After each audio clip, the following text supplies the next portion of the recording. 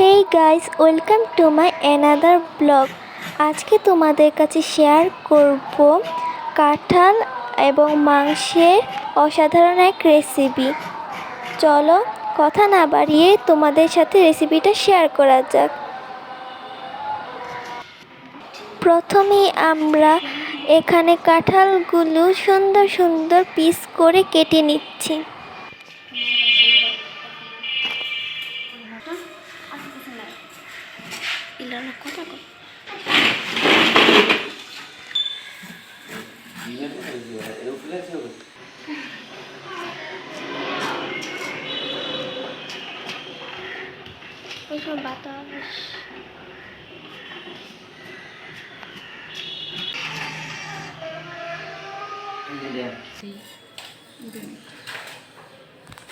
তারপর কাঁঠালগুলো কাটা হয়ে যাওয়ার পর এগুলো সুন্দর ভালোভাবে ধুয়ে নিচ্ছি।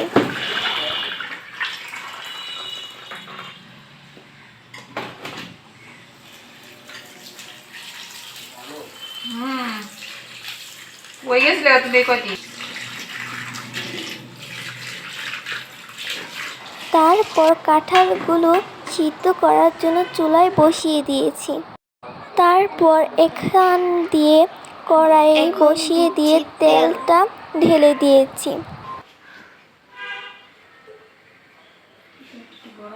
তেলটা হালকা গরম হওয়ার পরেই আমরা দিয়ে দিয়েছি তেজপাতা, লং আর সাথে দারচিনি দিয়ে দিয়েছি।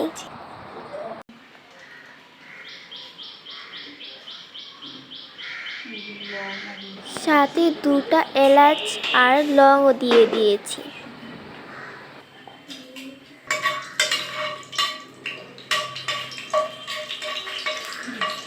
এরপর দিয়ে দিয়েছি পেঁয়াজ। আর পেঁয়াজটা দেওয়ার পরই হালকা নাড়াচাড়া করে আমরা পেঁয়াজটাকে কিছুক্ষণের জন্য রেখে দিয়েছি যাতে পেঁয়াজটা লালচে হয়ে আসে।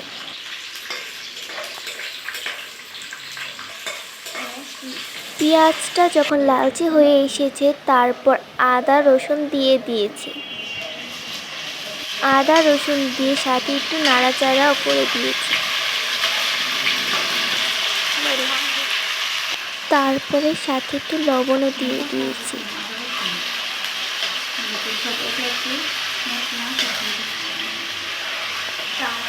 লবণ দেওয়ার পর একটু নেড়ে চেড়ে হালকা করে পানি দিয়ে দিয়েছি।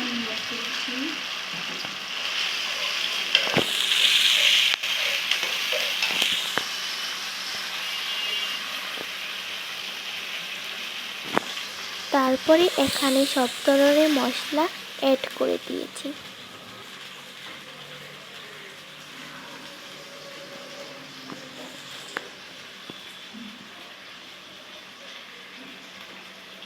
পিড়াটা কি করে?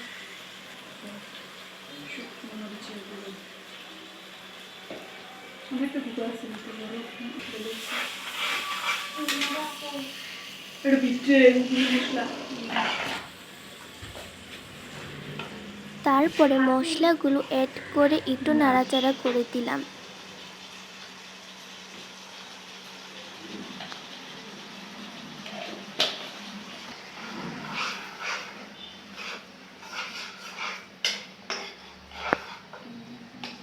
তারপরে একটু মাংসের মশলাও অ্যাড করে দিলাম।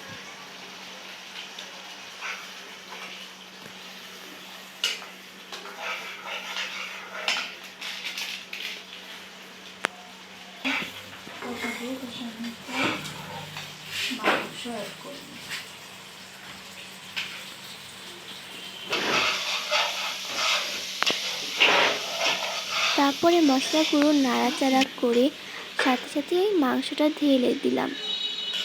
মাংস ঢালার পর মাংসটার সাথে মশলাটাও নাড়াচাড়া করে দিলাম।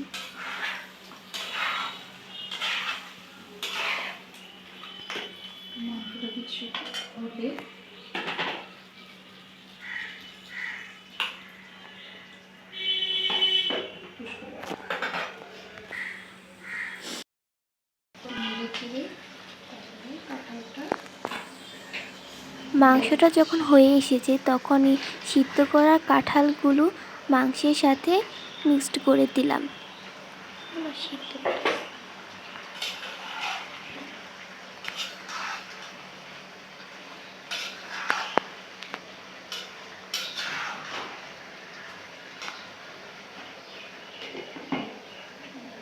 তারপর আস্তে আস্তে মাংস আর কাঁঠালটাও হয়ে এসেছে। খাসির মাংস রান্না করছো?